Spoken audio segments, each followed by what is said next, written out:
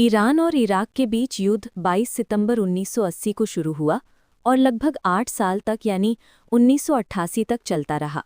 ये युद्ध मुख्य रूप से सीमा विवाद, राजनैतिक टकराव, धार्मिक प्रभाव और क्षेत्रीय ताकत की लड़ाई के कारण हुआ था। दोनों देशों के बीच सबसे बड़ा विवाद शतल अरब नाम की नदी को लेकर था।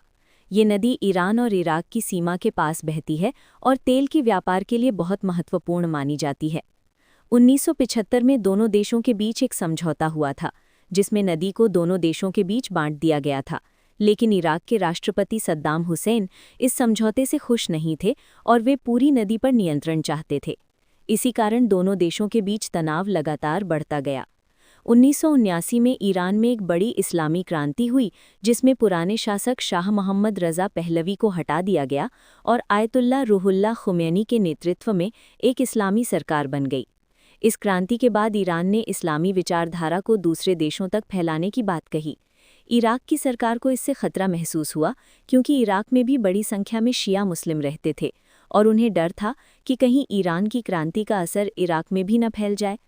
उस समय इराक के राष्ट्रपति सद्दाम हुसैन खुद को अरब दुनिया का मजबूत नेता बनाना चाहते थे और उन्हें लगा कि ईरान क्रांति के बाद कमज़ोर हो गया है, इसलिए उस पर हमला करके आसानी से जीत हासिल की जा सकती है। इराक की नज़र ईरान के खुजिस्तान प्रांत पर भी थी, क्योंकि ये इलाका तेल से बहुत समृद्ध है और वहाँ अरब मूल के लोग भी रहते थे। सद्दाम हुसैन को उम्मीद थी कि अगर इराक इस इलाके पर कब्जा कर लेगा तो उसकी आर्थिक और राजनीतिक ताकत बहुत बढ़ जाएगी।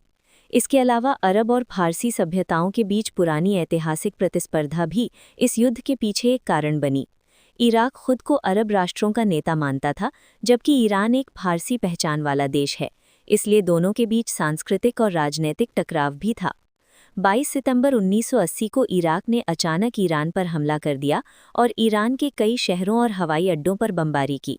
इसके बाद दोनों देशों के बीच भीषण युद्ध शुरू हो गया, जिसमें ज़मीन, हवा और समुद्र तीनों जगह लड़ाई हुई।